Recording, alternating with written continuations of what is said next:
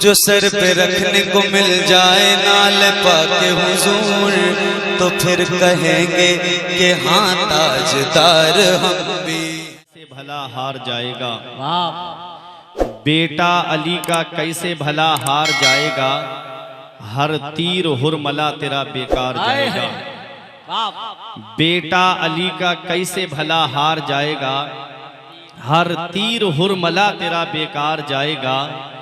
पैदल चलेगी सारी रियाया यजीद की, पैदल चलेगी सारी रियाया यजीद की, नेज़े पे करबला का जमींदार जाएगा। पैदल चलेगी सारी रियाया यजीद की, नेज़े पे करबला का जमींदार जाएगा।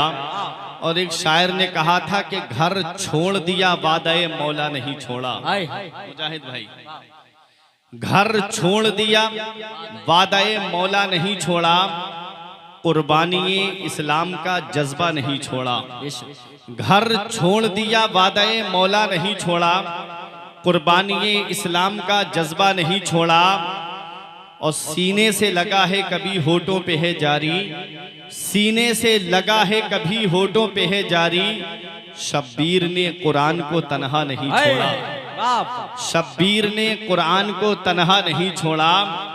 और हैदर के घराने की बहू हो के हो बेटी, हैदर के घराने की बहू हो के हो बेटी, अरे दोनों ने किसी हाल में पर्दा नहीं छोड़ा, दोनों ने किसी हाल में पर्दा नहीं छोड़ा। और रखा है कदम जब से हुसैन इब्ने अली ने, रखा है कदम जब से हुसैन इब्ने अली ने, उस दिन से फरिश्तों ने भी कूफा नहीं छोड़ा। रखा है कदम जब से हुसैन इब्ने अली ने, उस दिन से फरिश्तों ने भी कूफा नहीं छोड़ा। करबला शरीफ का वाकया हुए 1384 साल हो गए। कितने साल हो गए?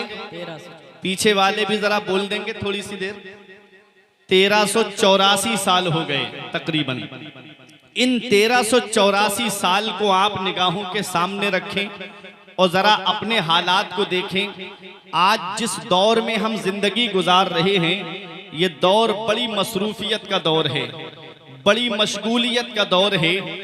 आज जिस वक्त में हम सांसें ले रहे हैं, किसी को किसी के लिए टाइम नहीं है। बस आदमी वक्त पे पहुंच रहा है और फौरन वापस हो जा रहा है।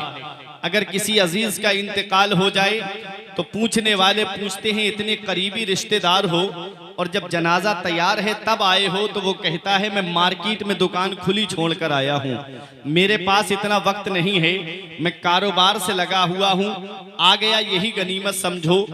किसी के यहाँ इंतकाल हो तो वक्त नहीं है, किसी के यहाँ ब्याह शादी का मौका आए आदमी तब पहुँचता है जब खाना खिलाने का नंबर होता है, तब जाकर के खाना खाया, जो देना है वो दिया और फौरन वापस आ गया। पूछा कि आप थोड़ी देर रुक जाते, अपने अजीज के यहाँ एक रात गुजार लेते। कहता है मौलाना घर पे बच्चे अकेले हैं, मैं अपने कारोबार छोड़ करके आया हूँ। ये देखें आप दौर में कैसे हम जी रहे हैं, जिस दौर में व्हाट्सएप चलाने से फुर्सत नहीं, जिस दौर में यूट्यूब देखने से फुर्सत नहीं, जिस दौर में इंस्टाग्राम पे तस्वीरें अपलोड करने से फुर्सत नहीं है, ऐसे दौर में हम अपनी जिंदगी को गुजार रहे हैं। आप कितना भी अजीज क्यों ना हो, कितना भी प्यारा क्यों ना हो, अगर वो दुनिया से चला जाए तो 1 साल नहीं गुजरता औलाद बाप को भूल जाती है, बाप अपनी औलाद को भूल जाता है, रिश्तेदार रिश्तेदार को भूल जाता है। आप जरा गौर तो कीजिएगा, 2-3 साल के बाद औलाद को बाप की कब्र का नामो निशान तक पता नहीं होता।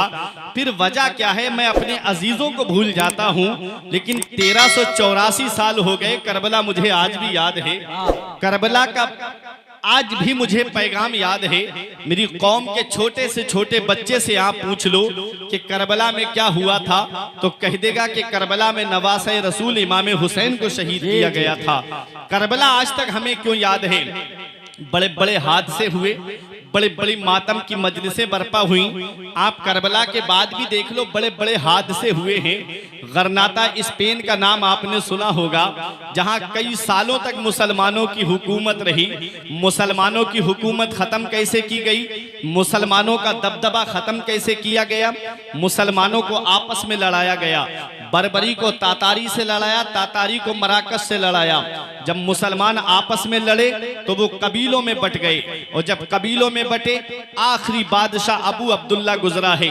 फर्डिनंड ने जब हमला किया बहुत बड़ी फौज ला करके, तो अबू अब्दुल्ला अपने कबीले ही जमा ना कर सका, वो मुसलमानों को एक ही ना कर सका।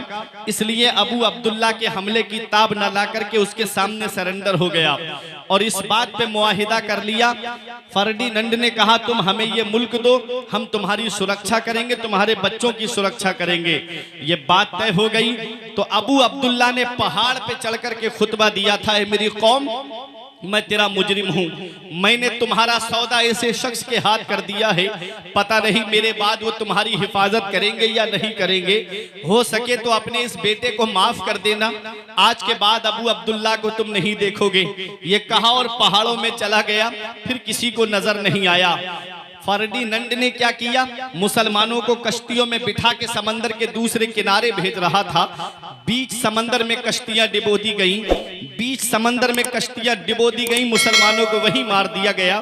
6000 के करीब छोटे छोटे बच्चे बचे थे मुसलमानों के, उन्हें एक मैदान में जमा कराया और उनके ऊपर घोड़े दौड़वा दिए गए। कितने बच्चे घोड़ों की टापों के नीचे आए होंगे, कितनी माओं की चीखें निकली होंगी, कितनी माओं की गोदें सूनी हुई होंगी, कितनी माओं की आहें निकली होंगी। कितना बड़ा हादसा हुआ गरनाता स्पेन के अंदर। क्या आज मेरी कौम को यह हादसा याद है? भूल गई मेरी कौम। दूर क्यों जाते हो, चलो बगदाद के अंदर चलो, जहां हिलाकू खान ने कसम खाई थी कि तब तक चैन से नहीं बैठूंगा जब तक मुसलमानों के सरों का मीनार नहीं बना दूंगा। और ऐसा कत्ले आम हुआ था बगदाद के अंदर कि मुअर्रिखीन लिखते हैं कि बगदाद की नालियों से मुसलमानों का खून बह रहा था और दरियाए दजला का पानी 1 महीने तक मुसलमानों के खून से सुर्ख रहा। और जब सुर्खी खत्म हुई तो किताबों की सिहाई नजर आने लगी। कितना बड़ा हादसा हुआ बगदाद के अंदर। क्या आज मेरी कौम को यह हादसा याद है? ये भी मेरी कौम ने भुला दिया। दूर क्यों जाते हो, चलो कानपुर में लेकर के चलूं। वहां एक मस्जिद है जिसे शहीदों वाली मस्जिद कहा जाता है। जब अंग्रेजों ने हिंदुस्तान पे कब्जा किया तो मुसलमान मस्जिद बना रहे थे, मस्जिद तामीर कर रहे थे। अंग्रेज बोले मस्जिद नहीं बनाने देंगे, मुसलमान बोले तुम रोक के दिखाओ, अंग्रेज बोले तुम बना के दिखाओ। मुसलमानों ने सोचा हम पे गोली चला दी जाएगी, इसलिए छोटे छोटे बच्चे आगे बढ़ा दिए, कहा बेटा जाओ तुम अल्लाह के घर की तामीर करो। छोटे छोटे बच्चे जब मस्जिद की तामीर के लिए ईंटें उठा करके ले जा रहे थे, मुअर्रिखीन लिखते हैं कि 17 राउंड गोली चलाई गई उन बच्चों के ऊपर। वो बच्चे वही शहीद हो जाते हैं। आज भी कानपुर में मस्जिद मौजूद है, शहीदों वाली मस्जिद। आप जाकर के देख लो कितना बड़ा हादसा हुआ कानपुर के अंदर। क्या आज ये मेरी कौम को हादसा याद है? भूल गई मेरी कौम। अरे आज तो सोशल मीडिया का दौर है ना। बर्मा में कैसा मुसलमानों को काटा गया, कैसा मुसलमानों का कत्लेआम हुआ। क्या आज ये तारीख याद है मेरी कौम को? भूल गई। इन्हें तो बस ये पता है कि आईपीएल की ट्रॉफी कौन सी टीम जीत करके ले गई। इनको तो बस ये पता है किसने कितनी बॉल पे कितने छक्के मारे, बस पता नहीं है। तो अपने बुजुर्गों की तारीख इस कौम को नहीं पता। अगर मेरे नौजवानों को नहीं पता है तो अपने असलाफ की तारीख नहीं पता है। इसकी वजह, सबसे बड़ी वजह जो है वो मोबाइल है। मोबाइल ने इतना दूर कर दिया मेरी कौम को, न ये उलमा के करीब आते हैं, न ये अपने इमामों के करीब आते हैं, न ये अपने आलिमों के करीब आते हैं जो इनके पास आए और दीन की बातें सीखे। बस सब अपनी अपनी रवा रवी में चल रहे हैं। कितने बड़े हादसात हुए, आज हम उन हादसों को भूलते चले गए। मैं गरनाता स्पेन का मामला भूल गया, मैं स्पेन की तबाही को भूल गया, मैं बगदाद की तबाही को भूल गया, मैं कानपुर के शहीदों की तारीख को भूल गया, मैं बर्मा के मुसलमानों की तबाही को भूल गया। लेकिन करबला मुझे आज तक क्यों याद है? मैं आज तक करबला को क्यों नहीं भूला? तो सुनो प्यारे मुसलमानों, जान जब अपने बचाव के लिए दी जाती है तो वो तारीख में महदूद होके रह जाती है, और जान जब किसी निजाम को बचाने के लिए दी जाती है, जान जब किसी कानून को बचाने के लिए दी जाती है, जान जब किसी आईन को बचाने के लिए दी जाती है, तो जब तक वो निजाम रहता है उस शख्सियत का नाम जिंदा रहता है, जब तक वो कानून रहता है उस शख्सियत का नाम जिंदा रहता है, जब तक वो आईन रहता है उस शख्सियत का नाम जिंदा रहता है।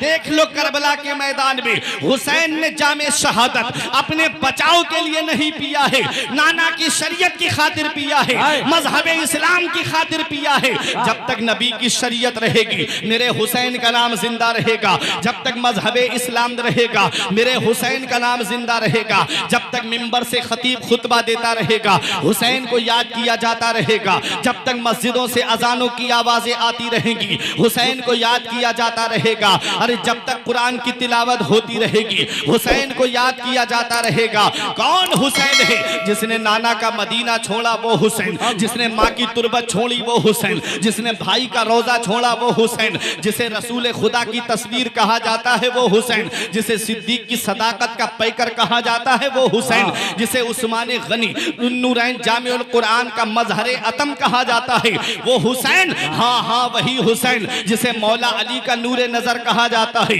जिसे फातिमा का लख्ते जिगर कहा जाता है वो हुसैन, जिसे इस्लामी लश्कर का सिपह सालार कहा जाता है वो हुसैन, जिसे शरीयत का मुहाफिज कहा जाता है। हुसैन के नाम में 4 हर्फ है, हा सीन या नून मिला के हुआ हुसैन, और चारों हर्फ अलग अलग पैगाम दे रहे हैं। हा ने कहा हक वाला हुसैन, सीन ने कहा सजदे में सर कटाने वाला हुसैन, या ने कहा याद खुदा में मस्त रहने वाला हुसैन, नून ने कहा नाना की उम्मत को बचाने वाला हुसैन। नारे तकबीर, नारे रिसालत, जिक्र शुहदाए करबला, अल्लामा मुफ्ती फुरकान मंजरी साहिब किबला, सरजमीने टांडा सादात, नारे तकबीर, नारे रिसालत। वाह वो हुसैन, हम जिए कैसे उस इंसान के जीने की तरह, हम जिए कैसे उस इंसान के जीने की तरह, खून भी अपना नहीं जिसके पसीने की तरह। जब से देखा है किताबों में हुसैन और मिन्नी तो करबला भी मुझे लगता है मदीने की तरह। आओ कौन हुसैन है? यही आका इमाम हुसैन है। बचपन के वाकयात आपने सुने होंगे, इमाम हुसैन की फजीलत आपने अपनी मस्जिद के खतीब व इमाम से सुनी होगी। आज मैं आपको आगे लेकर के चल रहा हूं, हुसैन की जवानी के 2 वाक़े आपको सुनाता हूं। कौन हुसैन है? ये वही आका हुसैन है। नाना मुस्तफ़ा का अमामा शरीफ सर पे सजाते हैं, बाबा की जुल्फ़िकार हाथ में लेते हैं, और इतनी शान शौकत के साथ अपने हुजरे से बाहर तशरीफ लाए कि सहाबाए किराम मेरे आका हुसैन के साथ में है। जैसे ही आका हुसैन बाहर तशरीफ लाए, एक शख्स ने आकर के पूछा आप कौन हैं? कहा मेरा नाम हुसैन इब्ने अली है। कहा कौन अली? वही अली जो बहुत ज्यादा झगड़ालू थे, वही अली जो बहुत ज्यादा कत्लो कारत करते थे। इमाम हुसैन ने इतना सुना।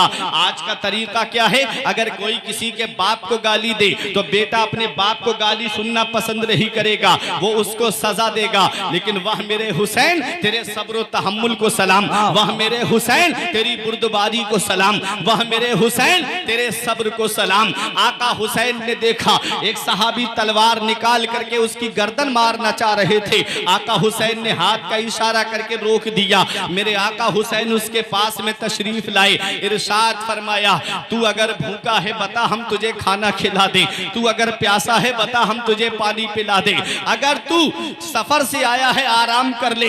उसने कहा कि आप के बारे में मैंने सुना तो बहुत था, आज देख भी मैंने लिया। आप करीम इब्ने करीम हैं, आप सखी इब्ने सखी हैं। आज मेरी निगाहों ने देख लिया कि आपके जब सब्र का ये आलम है तो आपके बाबा के सब्र का आलम क्या होगा। मेरे आका हुसैन के सब्र को देख करके वो शख्स बहुत मुतासिर होकर के जाता है और आका हुसैन से माफी मांगता है। उसके बाद सहाबाए किराम ने आका हुसैन से कहा ए आका हुसैन आपने इसे ऐसे ही जाने दिया, इसने आपके वालिद को गाली दी है, इसने आपके वालिद की शान में गुस्ताखी की है। तब मेरे आका इमाम हुसैन कहते हैं हम बुलंद पहाड़ हैं, किसी के कहने से नीचे नहीं हो सकते, हमारा मर्तबा किसी दुनियादार ने बुलंद नहीं किया है, मदीने वाले मुस्तफा ने बुलंद किया है।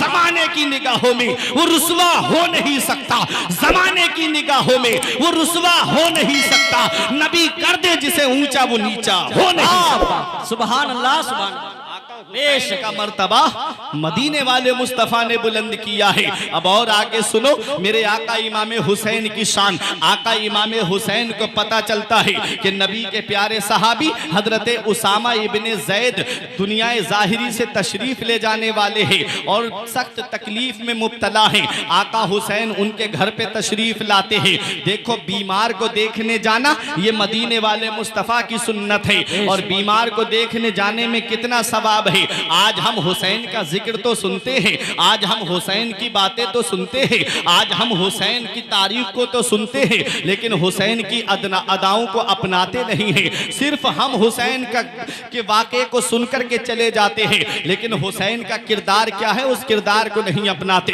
हुसैन का कैरेक्टर क्या है उस कैरेक्टर को नहीं अपनाते। आओ देखो आका हुसैन की शान। मेरे आका हुसैन हजरत उसामा इब्ने ज़ैद को देखने जा रहे हैं। बीमार को देखने जाना ये मदीने वाले मुस्तफ़ा की सुन्नत है। आज बाप बीमार पड़ा है बेटा देखने नहीं जाता, भाई बीमार पड़ा है भाई देखने नहीं जाता, रिश्तेदार बीमार पड़े हैं रिश्तेदार देखने के लिए नहीं जाते, अरे पड़ोसी बीमार है पड़ोसी देखने नहीं जाता। देखो मेरे आका हुसैन की शान। आप बीमार को देखने के लिए जा रहे हैं और मदीने वाले मुस्तफ़ा का फरमाने आली शान है, हक़्क़ुल मुस्लिम अलल मुस्लिम खम्स, मुसलमान के मुसलमान पे 5 हक हैं। अगर ईमान वाला है सुन्नी सहीहुल अकीदा है और मुसलमान है मोमिन है तो मोमिन के मोमिन पे 5 हक हैं। पहला हक क्या है, जब वो सलाम करे तो उसके सलाम का जवाब दे, चाहे कितनी भी आपकी लड़ाई सही, चाहे कितनी भी आपकी बुराई सही। 3 दिन से ज्यादा तो वैसे भी मुसलमान को आपस में नाराजगी नहीं रखना चाहिए। इतना याद रखो प्यारे मुसलमानों, नबी फरमाते हैं मुसलमान के मुसलमान पे 5 हक हैं। पहला हक क्या है, जब वो सलाम करे तो सलाम का जवाब दे। दूसरा हक क्या है, जब उसे छींक आए तो छींक का जवाब दे, वो कहे अल्हम्दुलिल्लाह तो बैठ के सुनने वाला यरहमुकल्लाह कहे। और तीसरा हक क्या है मुसलमान का मुसलमान के ऊपर, कि जब वो दावत करे तो उसकी दावत को कबूल करे। और चौथा हक ये है मुसलमान का मुसलमान के ऊपर कि जब वो बीमार पड़ जाए तो उसे देखने के लिए जाए। और बीमार को देखने जाने में कितना बड़ा सवाब है, मेरे आका इरशाद फरमाते हैं, जब कोई मुसलमान भाई अपने मुसलमान भाई बीमार को देखने जाता है तो जैसे ही कदम घर से बाहर निकालता है अल्लाह की रहमत के 70,000 फरिश्ते उसके लिए मगफिरत की दुआ करते रहते हैं जब तक वो अपने घर वापस नहीं आ जाता है। कितना सवाब है बीमार को देखने जाने में। और 5वां हक मुसलमान का मुसलमान के ऊपर क्या है कि जब उसका इंतकाल हो जाए तो उसके जनाजे में शामिल हो। आज अमीरों के जनाजे में तो आदमी दौड़ दौड़ के जाता है और बार बार उसे दिलासा देने की बात करता है, भाई परेशान मत हो, ताकि वो उसकी नजर में मैं आ जाऊं कि मैं भी जनाजे में आया था। गरीबों के जनाजे में तो कोई जाना भी पसंद नहीं करता। सगा भतीजा सगा भांजा सगा भाई अगर गरीब है तो पड़ोसी बता रहे हैं लोग, पता लगाओ ये मैयत किसी अमीर की होगी, जो दौड़ दौड़ के कांधा लगा रहे हैं लोग। इतना याद रखो, जनाजों में शामिल हुआ करो। मैयत चाहे गरीब की हो, मैयत चाहे अमीर की हो, मुसलमान है सुन्नी सहीहुल अकीदा है तो उसके जनाजे में शामिल हुआ करो। इससे 2 फायदे हैं। एक फायदा तो ये है कि अगर मैयत बख्शी हुई है तो नमाज जनाजा पढ़ने वाले को अल्लाह ताला बख्श देता है, और अगर मैयत गुनाहगार है नमाज जनाजा पढ़ने वालों में कोई अल्लाह का नेक बंदा है तो अल्लाह ताला उसके सदक़े में उस मैयत की मग़फ़िरत फरमाता है। नारे तकबीर, नारे रिसालत, जिक्र इमाम हुसैन, सरजमीने टांडा सादात, अल्लामा फुरकान मंजरी साहिब किबला। इसलिए जनाजों में शामिल हुआ करो, इसलिए बीमार को देखने जाया करो। ये नबी की हदीस है। मेरे आका इमाम हुसैन हजरत उसामा इब्ने ज़ैद को देखने जा रहे हैं। जब वो बीमार हुए, जैसे ही मेरे आका इमाम हुसैन पहुंचे तो वो बड़े अफसोस के साथ रो रहे थे। आका हुसैन ने पूछा रोने की वजह, कहते मेरे ऊपर कर्ज है और अब मैं इस दुनिया से जा रहा हूँ, मेरा कर्ज कैसे अदा होगा, कयामत के दिन में उन्हें वो कर्ज कहाँ से दूंगा। आका इमाम हुसैन फरमाते हैं परेशान मत हो, आपका कर्जा मैं अदा करूंगा। देखो तो सही, आका हुसैन उनका कर्ज अदा कर रहे हैं। और कितना कर्ज अदा कर रहे हैं? उन्होंने कहा हुसैन कर्ज बहुत ज्यादा है। फरमाया तुम अपने जिनका कर्ज आ रहा है मुझे नाम बताओ, मैं अदा करूंगा। उन्होंने नाम बताए, लिख लिए गए। फिर अपने गुलाम को भेजा, कहा इन्हें बुला करके लाओ। आका हुसैन गुलाम उनको बुला करके लाया। मेरे आका इमाम हुसैन ने एक दिन में 10,000 दिरहम बांटे थे। आज के दौर में उसकी कीमत अगर की जाए तो 50-60 हजार रुपए बनती है। जरा सोचो तो सही, वो हुसैन जो दूसरों का कर्ज अदा कर रहे हैं। सखावत का ये आलम है कि मेरे आका इमाम हुसैन नमाज पढ़ रहे हैं अपने घर के अंदर। एक साइल दरवाजे पे आके कहता है, बहुत नाम सुना है मैंने इस घराने का, बहुत चर्चा सुना है मैंने इस घराने का कि इस दरवाजे से कोई साइल खाली हाथ नहीं जाता है।